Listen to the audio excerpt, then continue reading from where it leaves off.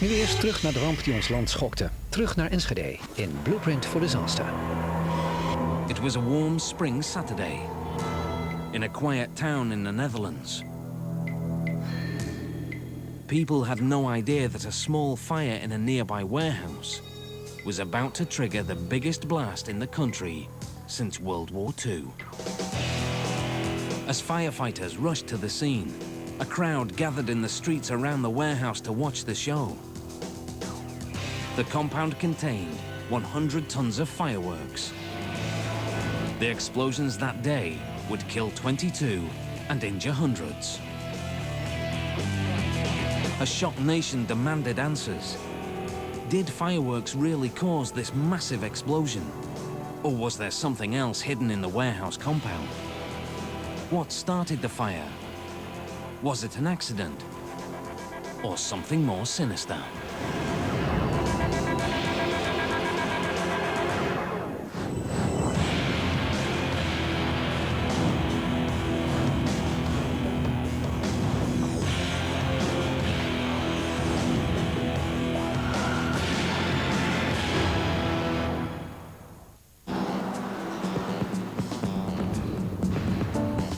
Saturday, May the 13th, 2000.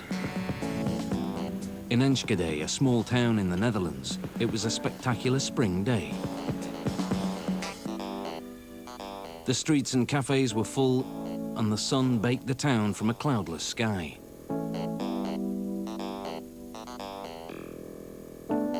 The Dutch Mapping Authority had a clear view of the area that day. At 2:30 in the afternoon, the first signs of trouble appeared. A few wisps of smoke at the north end of town. They were rising from an old industrial quarter, now at the center of a residential suburb. Suddenly, fireworks burst into the afternoon sky, attracting a crowd of onlookers. Local cameramen Gerrit Poorts and Jack Huygens were also drawn to the scene. We got a fire and a free fireworks show. I said, who sets fireworks off? What's crazy guy doing that? Gerrit and Jack's pictures would come to play a crucial role in unraveling the tragedy that was about to strike Enschede. Firefighters were already on high alert. An arsonist had been setting fires in industrial buildings over the previous few months. The firemen rushed to the SE Fireworks warehouse. But as the fire engines got close, they were blocked by a crowd of onlookers. Johan Bosch was one of the first on the scene. En de mensen die weigerden gewoon. Het was zo'n mooi schouwspel om overdag vuurwerk te zien. Police finally pushed the crowd back 300 meters. Danny de Vries, another local cameraman, searched for a vantage point. Nobody thought that a clear view of the fire would put them in the path of an explosion. And everybody was just standing and laughing, and yeah, it was like a kind of reunion of the neighborhood. A photographer with a reputation for risk-taking, Marcel van Nieuwenhoffen, went inside the compound looking for an exclusive shot. That shot would cost him his life. Gerrit Poorts and Jack Huygens took their cameras to the roof of a nearby building for a high-angle shot. Gerrit is staying here. I was over here. And I was over there, in the lower level. And Gerrit is filming here. Not more smoke than it's coming from a barbecue. Andreas Schulte led a second team of firemen into the storage compound. Initially, he thought everything was going to be okay. En het brandje, wat de inschatting is zo goed als onder controle. He had no concept of the real dangers. The SE Fireworks facility held the biggest cache of fireworks in the Netherlands. There was one main building, plus 16 steel shipping containers, and 7 reinforced concrete bunkers. Fire Chief Andreas Schulte and 2 firemen were standing on this bunker. And a lone firefighter was on this roof. The primary fire was burning in the central assembly room of the main building. Gerrit and Jack were shooting from this rooftop. At the police line was Danny de Vries with his camera. Inside the compound was Marcel van Nieuwenhoffen with several firemen who had no idea what was about to hit them. Exploding fireworks ignited dozens of small fires all over the compound. By now, the co-owner of SE Fireworks, Ruud Bakker, had joined the crowd in the street. En dan zagen wij een witte rookwolk in de lucht hangen. Nou, laten we die kant maar eens oprijden. He was the only person who really appreciated the danger of the situation. Waar zijn jullie in godsnaam mee bezig? Ik zeg, we moeten hier per direct weg. Back on the roof, Andreas Schulte heard something terrifying. Er begon een beetje gerommel. Er kwam steeds meer vuurwerk uit bunkers weg. En aan de rechterzijde van mij, vanuit de containers, begon het een heel vreemd geluid te geven. Nou, mijn gevoel zei toen op dat moment van, we moeten hier weg. He and his two colleagues retreated from the roof. Down below them, the other team was forced to abandon the blazing bunker.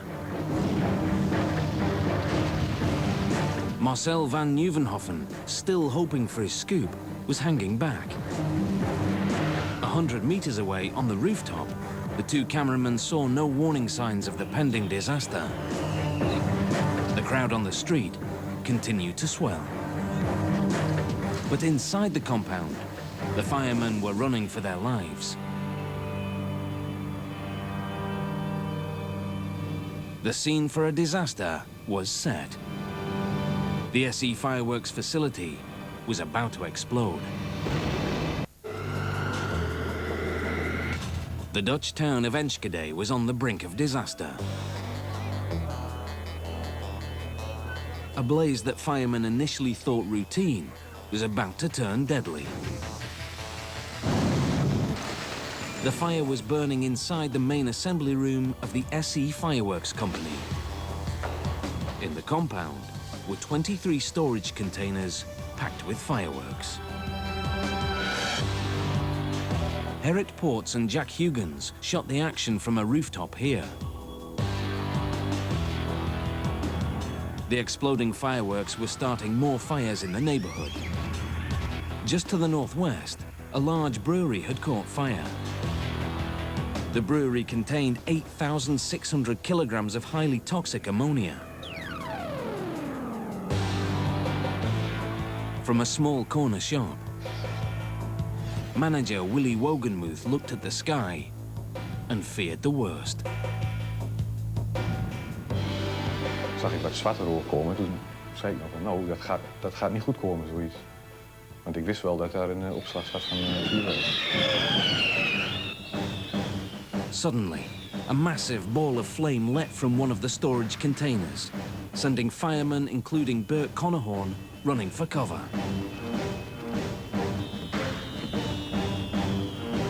Daarbij ben ik gaan vluchten en ik denk zo achter de ladderwagen.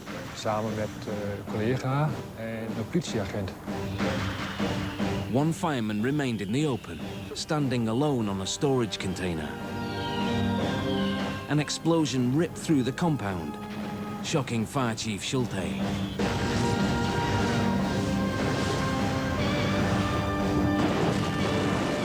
Die was op zich zo heftig dat je in één keer, ja, die auto is een halve meter opgetild. Blijf filmen, Gerrit, hè? On the rooftop, Gerrit and Jack took the full force of the shockwave. I fell down and Gerrit is laying below here on the ground at one hand above. I had my camera something like this. I made it open so I was looking like, oh, what's going on, like this. On the streets below them, Panic ensued as the crowd was pelted by flying debris. As photographer Marcel van Nieuwenhoven tried to flee, the shockwave threw him to the ground. Danny de Vries kept shooting. I run across the streets to a house over there, and I'm standing in the garden in front of a window, and turn around again and keeps filming.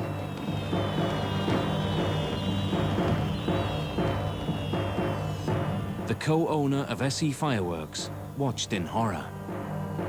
Net op dat moment dat ik dus naar buiten toe wil gaan, is die eerste ontploffing.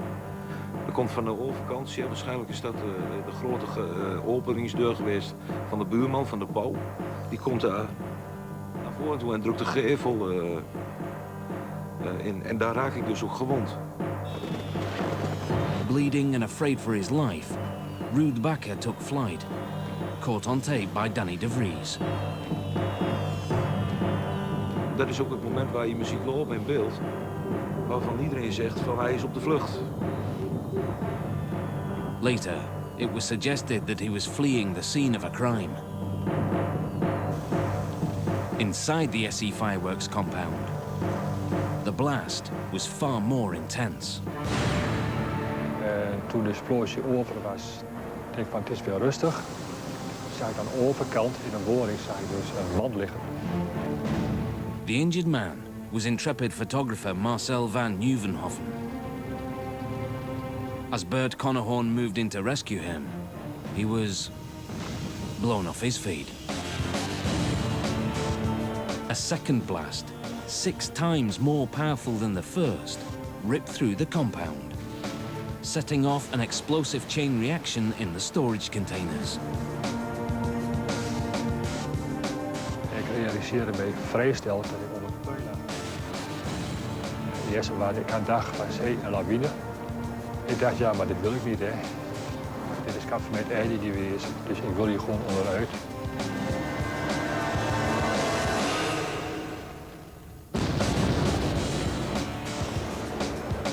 Around the corner, shop manager Willy Wogenmuth was right in the path of the blast. Ik lag in één keer achter in de kantine, met haar zo onder mij dat ik zo haar vast had en echt 4, 5 meter door de kantine heen geblazen. Closer to the blast site, Danny de Vries was unhurt. And I didn't know that the camera was still working. And of course the images are not really good, but you can see everything around.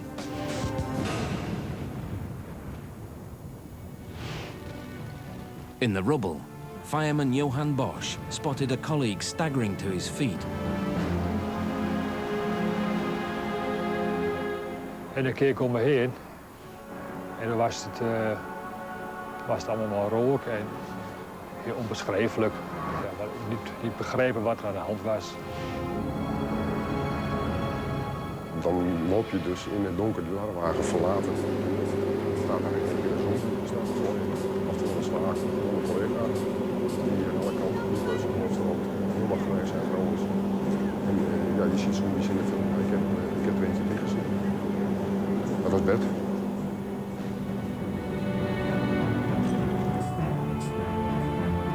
Ik ben mensen kwijt. Ik ben met 5 man weggegaan. En bij de brandweer is het zo, ik kom ook met 5 man terug. The fireman went back into the smoke and fire and found Theo Hesselink unconscious in a pile of rubble.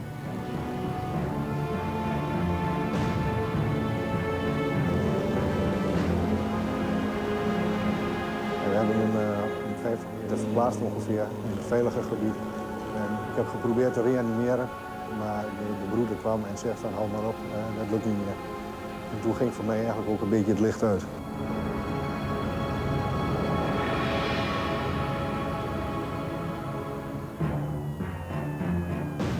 A seismograph 32 kilometers away registered the second blast at 1.8 on the Richter scale. House windows shattered up to 1 kilometer away. Thousands of civilians and several firemen were unaccounted for in the immediate aftermath. As soon that Jack and I realized what was going on, we had that but there was a smell in the air, and we almost immediately said to each other, "That's the smell of death." Fires burned, and the sky blackened with smoke and ash. In what was left of his shop, Willy Wogenmuth confronted a scene of utter chaos. Alle ramen overkant. Er kwam ontzettend veel rook het pand in. Mensen waren aan het gillen. Boven zag je mensen liggen. The street was choked with wreckage. Dead and injured people were everywhere. Er stond een ambulance midden op het kruispunt. En toen zag ik nog één broeder bij lopen. En ja, die had het zo druk. Die hebben mij zo'n koffer gegeven. Ze red je er maar mee als je dat kunt. Dus we hebben die mensen verbonden. Willy Wogenmuth would be cited for bravery on this day. As would Krish Ganeshi, an off-duty policeman. He was on his way to his mother's house just 150 meters from the explosion. Toen het gebeurde bij de eerste knal, zo die woning in. Chris immediately started to rescue people. He rushed to a group huddled in the doorway of a burning house. Toen riep ik ze, want ze hadden zich verscholen. Op het moment dat ze naar de piep komen, ik begin te lopen met dan op die hele bal. Als ze waren blijven staan, had je 6, 7 mensen geprobeerd die het niet overleefd zouden. Before the end of the day, 24 people would owe him their lives. Ik dacht dat er I thought it was an airplane crash. Police detective Ed Rangshire heard the explosions from home. The ensuing investigation was to consume the next 5 years of his life. En heb gekozen om door te rijden naar het bureau van politie. Om daar met anderen het totale onderzoek, de totale hulpverlening op gang te brengen. Ontzettend kwaad ben. Ik wil weten wie mij dit kunstje geflikt heeft. En wie daar geweest zijn. Emergency services worked quickly to get the injured to hospitals in Enschede and nearby towns. But a firestorm raged through the whole neighborhood, spewing out a plume of smoke visible 30 kilometers away. Firemen couldn't get close to douse the flames. The town of Enschede was in shock. Hundreds had been injured and 22 people were dead.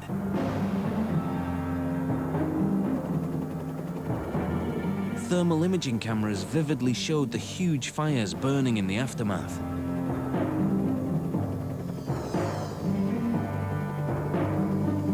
Enschede was scarred.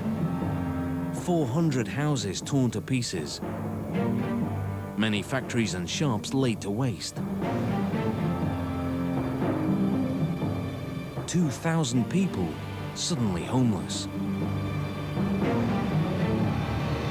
As the flames died down, anger and disbelief erupted. What caused the double explosion? Could it have been sabotage? Arson? What was inside the compound that blew up with such extraordinary force? To Detective Hans Kamperman, Enschede looked like a combat zone. Het deed meedenken aan Kosovo, waar ik geweest ben kort na de bevrijding daar. De reuk van de brandende huizen, de grote vernieling, de hitte die er toen nog was van ook de zon, maar ook van de stenen die nog de warmte uitstraalden. Dat was ontzettend intensief. As bad as it was, the disaster could have been much worse. There were 66 seconds between the two explosions. That gave hundreds of people just enough time to run for cover. And the fire at the brewery was smothered before it spewed masses of highly toxic ammonia into the air. It was days before the blast site cooled down enough for rescuers to conduct a search. No survivors were found. As memorial services for the victims were held, investigators faced colossal pressure to explain what had happened. De De enorme informatiestroom om die goed te kanaliseren. De enorme hoeveelheid video en foto's om dat op een juiste manier vast te leggen. It would become one of the largest investigations in Dutch history. We hebben het onderzoek verdeeld in een... We divided it into a tactical investigation, technical and a financial economic, and a leadership investigation. Bestuurlijk onderzoek. In the beginning we had 100 investigators. Aan het werk. The aerial photographs, taken coincidentally just hours before the disaster, enabled investigators to assemble a detailed plan of the neighborhood. To document the evidence, specialist photographers took a series of 360-degree panoramic images of the disaster area. Transferred to a computer, the digital images could be manipulated to show all aspects of the site.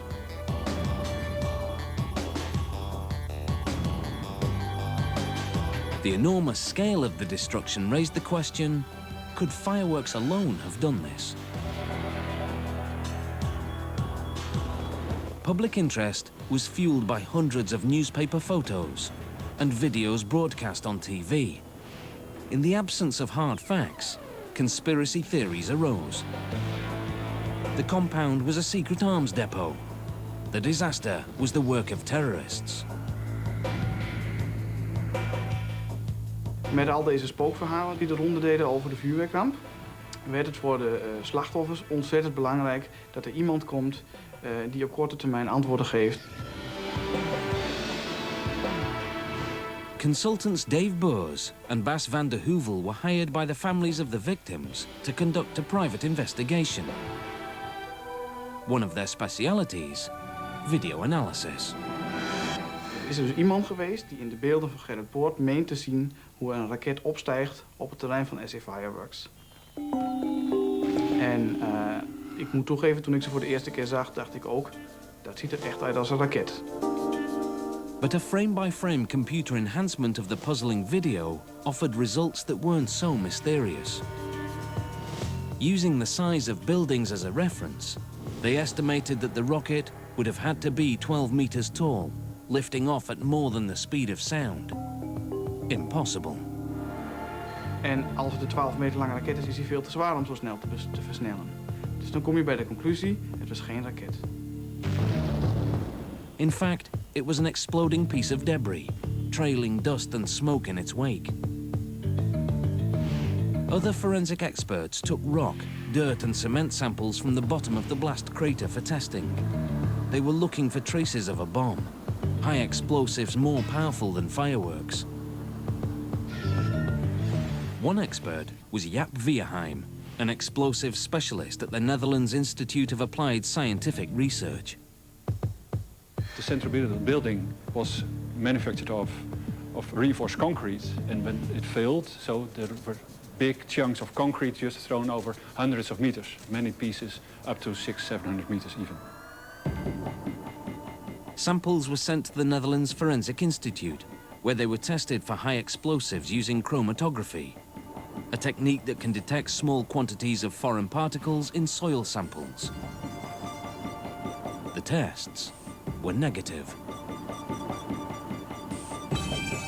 With no high explosives found, investigators had to determine if fireworks alone could have caused the explosion.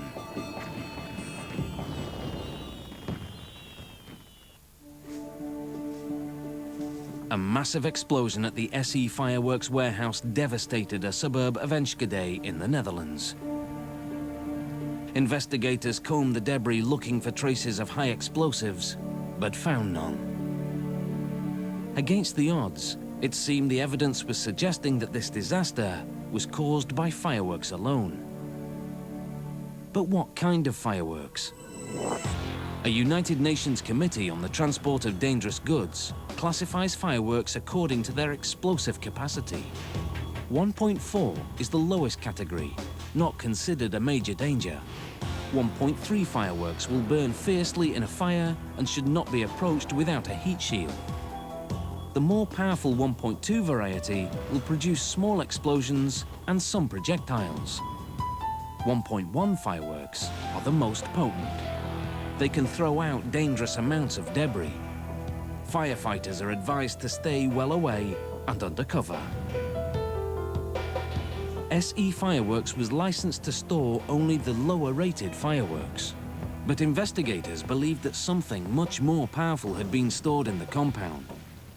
According to explosives expert Jaap Vierheim, the first blast had the same force as 800 kilos of TNT. The last one, the major one, was about 4,000 to 5,000 kilograms of TNT. It was the biggest explosion in the Netherlands since the Second World War. An audit of the company's books indicated there were no high-rated fireworks in storage. Could the paperwork be trusted? Jan Stecklenburg investigated SE Fireworks on behalf of its insurance company. He went to the source of the fireworks, a Chinese factory, where he found a crude assembly line. They go to the bunker, they pick up 4 kilos of gunpowder from the bunker, they put on the table, and with the little comps, they fill the nutshells. The nutshells that hold the explosives are used as measuring cups for the raw materials. It's all pure handwork. And a bigger bang can be supplied for more cash. It's not difficult, if you're looking for that, to go to China and to get fireworks that has more gunpowder in it than what is allowed. And if you create your own label, they'll stick it on for you, no questions asked. In the Netherlands, investigators got an unexpected insight into the trade when they seized a shipment en route from China to SE Fireworks. The contents were listed as 1.4 grade fireworks, but tests told a different story. It's quite clear that it was much more stored of a more severe class than related to the license tells us. Those field tests were compared with the damage at the blast site. A lot of 1.3 reactions and even more severe, even 1.1. Investigators concluded that SE Fireworks had criminally violated its license on 2 counts. The storage facility was overloaded, and it contained fireworks more powerful than was permitted. A Dutch court found SE Fireworks owner Ruud Bakker and his partner Wilhelm Patter guilty of storage and license violations. They were fined and sentenced to 6 months in prison.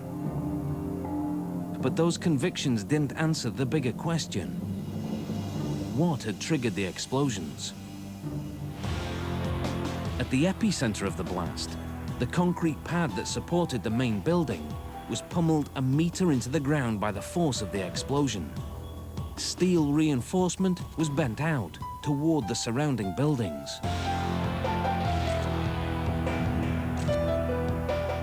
From thousands of photographs, hours of videotapes, and statements from over 2,000 witnesses, investigators were able to put together the sequence of events on the day of the explosion.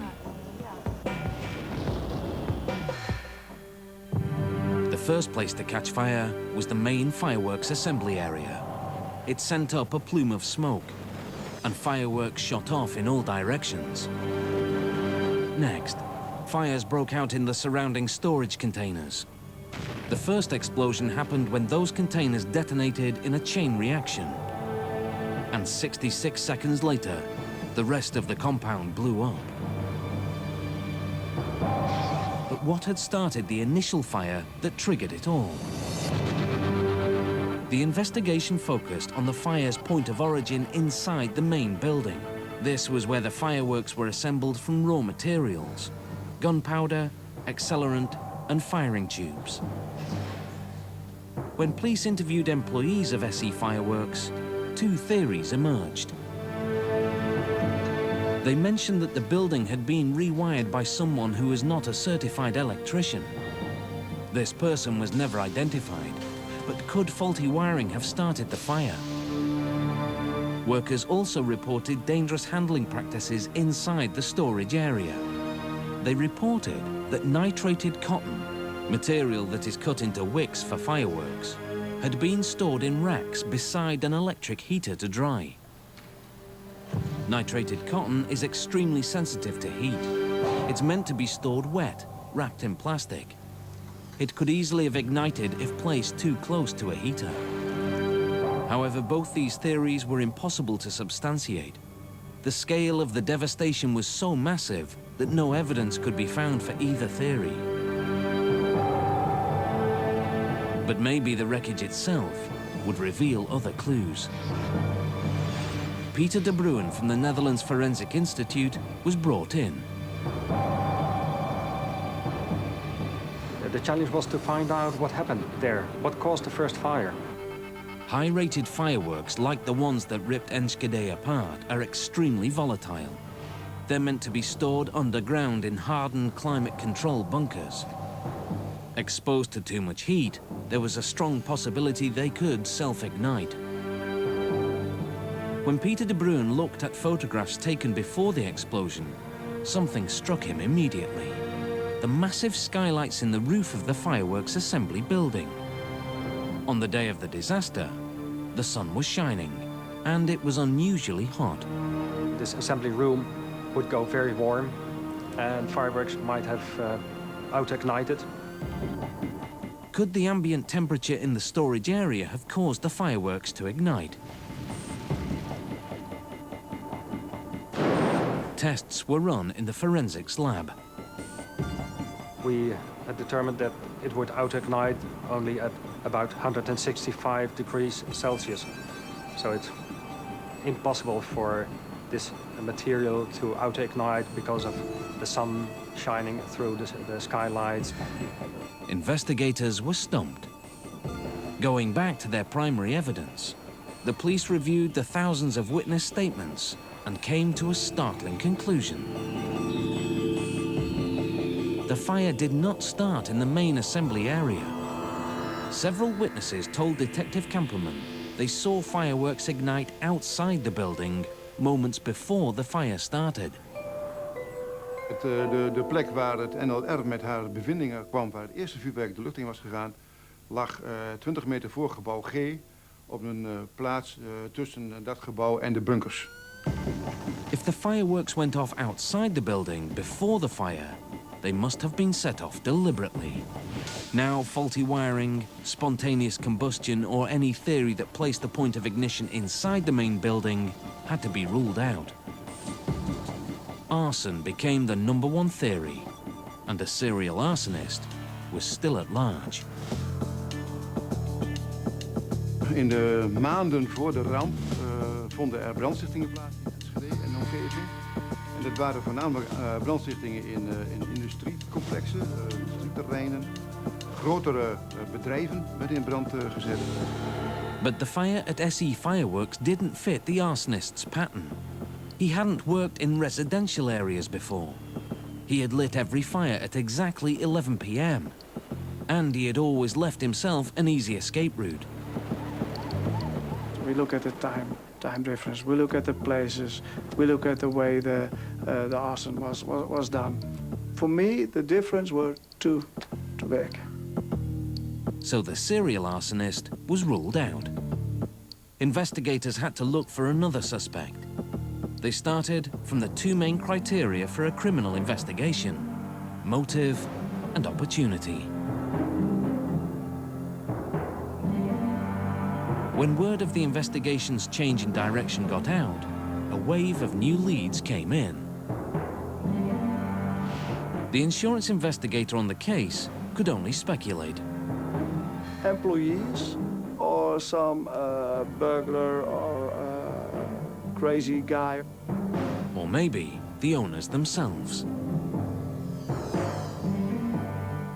We looked at the owners' backgrounds, so it means you look at the financial stuff. Is there a motive?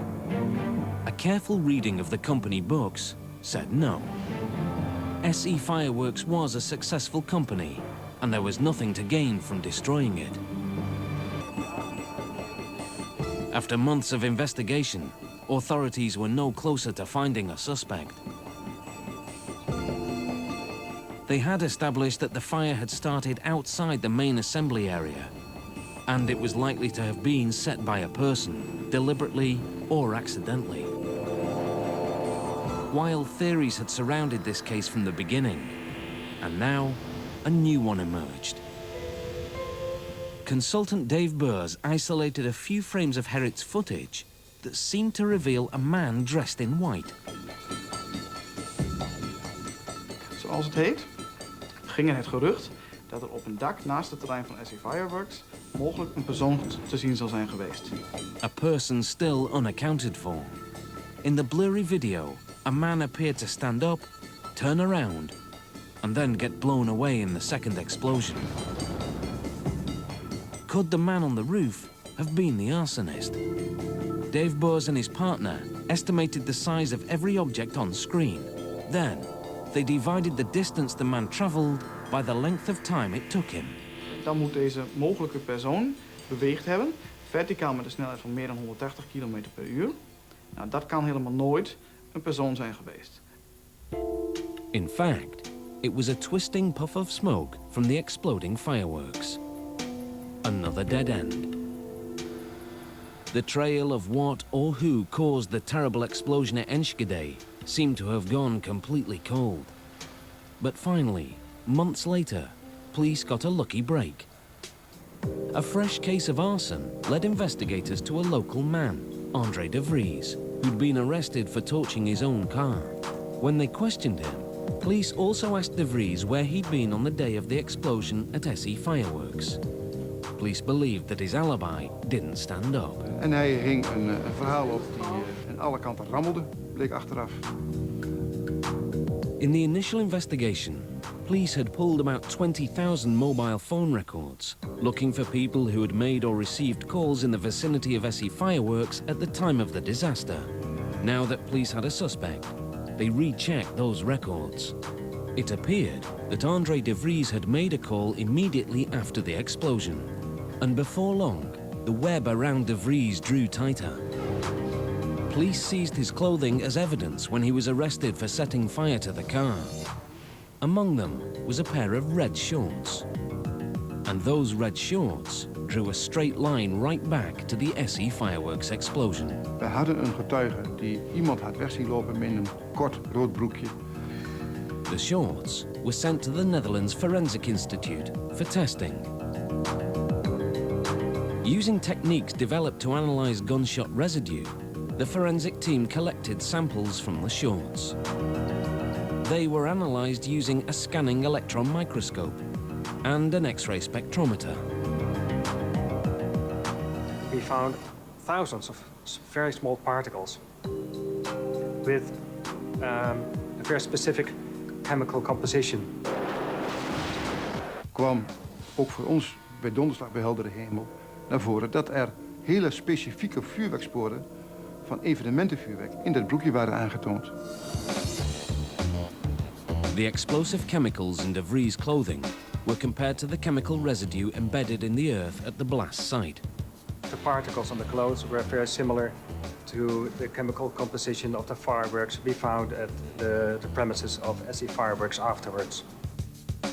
Then, the quantity of particles on the red shorts was compared with the quantity of particles found on the clothes of a fireman and several victims killed close to the blast. On none of these clothes we found as much fireworks residues as on the clothes of this suspect. It was of a very different order of magnitude. But the forensic evidence was even more damning. Fireworks contain two types of explosives. One charge propels the device into the air, and the other produces the colorful explosion. Forensic investigators found significant traces of both explosives on André de Vries' shorts. So police investigators now believed that André de Vries was in the assembly area when the fire began. So something very strange must have happened there. Our conclusion was that this person must have been very, very close to the site of the incident. And that made the owner of the shorts the prime suspect. De Vries told police he must have picked up the residue whilst watching a fireworks show on a recent trip to the Greek islands. But that story didn't add up either. We zijn naar Kreta geweest. De afstand tussen waar hij stond en waar het vuurwerk werd afgestreken was zo groot dat hij nooit daar enig spoor van in zijn kleding kon hebben opgenomen. And other witnesses said De Vries was wearing trousers during the fireworks display on Crete. Police now believed André De Vries was at SE Fireworks the day of the explosion, either stealing fireworks or setting them off, when something went wrong. If one of the fireworks accidentally shot into the assembly room, it would have triggered the massive explosion. De Vries was arrested. In jail, he confessed to an undercover police officer that he was the one who had set the fire that started it all. A year and a half later, based on the evidence presented in court, De Vries was convicted and sentenced to 15 years in prison. When he heard the verdict, De Vries went berserk and had to be restrained by bailiffs. It seemed that investigators could close the book on the case of the Enschede disaster. The fire was started by a firework set off in the storage compound of the fireworks company. The facility had not only been overloaded, but also contained fireworks more powerful than its license allowed. It appeared the mystery was solved. But was it?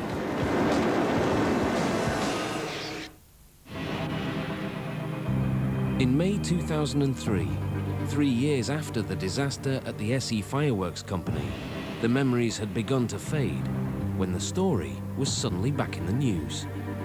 André De Vries, the man convicted of starting the fire that sparked the blast, was back in court. On appeal, the judges ruled that De Vries' confession was highly unreliable.